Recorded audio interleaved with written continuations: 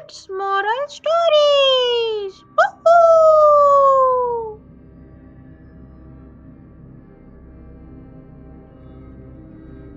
एक समय की बात है, फारस के एक छोटे से गांव में अली बाबा नाम का एक गरीब लकड़हारा रहता था। अली बाबा मेहनती और ईमानदार था, लेकिन उसकी आर्थिक स्थिति बहुत खराब थी।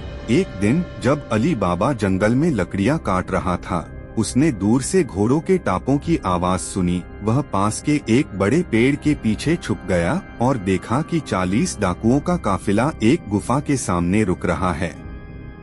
डाकुओं का सरदार आगे बढ़ा और जोर से चिल्लाया, खुल जा सिम सिम। गुफा का प्रवेश द्वार अपने आप खुल गया और सभी डाकू अंदर चले गए। कुछ समय बाद जब डाकू बाहर आए तो उन्होंने फिर से कहा, बंद हो जा सिम सिम, और गुफा का द्वार बंद हो गया।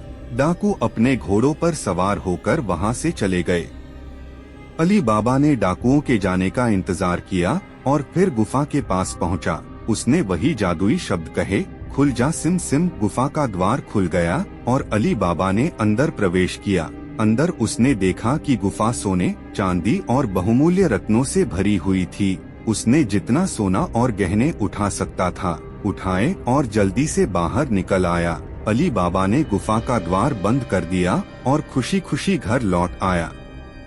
अली बाबा ने अपनी पत्नी को यह कहानी सुनाई और दोनों ने मिलकर सोने का एक हिस्सा अपने जीवन को बेहतर बनाने के लिए उपयोग किया। उन्होंने अपना रहस्य किसी से साझा नहीं किया, यहाँ तक कि अपने बड़े भाई कासिम से भी नहीं।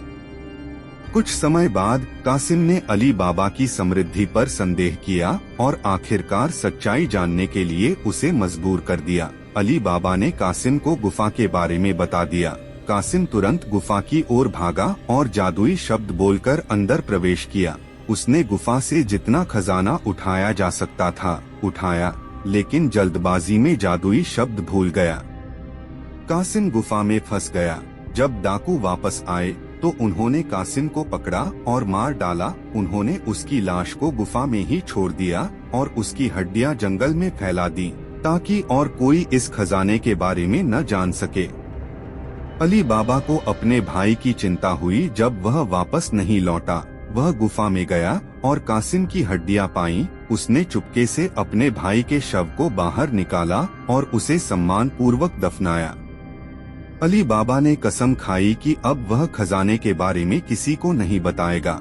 उसने अपनी पत्नी और कुछ विश्वासपात्र दोस्तों के साथ मिलकर गुफा से खजाना धीरे धीरे बाहर निकालना शुरू किया और उसे अपने और गांव के लोगों के भले के लिए उपयोग किया।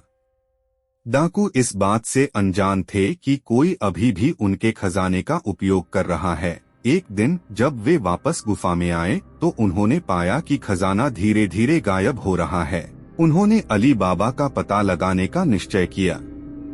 डाकुओं का सरदार गांव में आया और एक व्यापारी का रूप धारण कर लिया। उसने अली बाबा के घर का पता लगा लिया और एक योजना बनाई। उसने अपने सभी डाकुओं को तेल के बड़े बड़े मटकों में छुपा दिया और अली बाबा के घर पर मेहमान बनकर ठहर गया। रात में डाकू मटकों से बाहर आकर हमला करने वाले थे, लेकिन अली बाबा की चतुर नौकरानी मरजाना ने डाकुओं की योजना को भांप लिया। उसने सभी मटकों में खौलता हुआ तेल डाल दिया, जिससे सारे डाकू मर गए। डाकुओं का सरदार जब बाहर आया तो मरजाना ने उसे भी मार डाला। अली बाबा ने मरजाना की बहादुरी की सराहना की और उसे अपनी बेटी की तरह मान लिया। अब अली बाबा और उसके परिवार ने सुरक्षित और समृद्ध जीवन व्यतीत किया।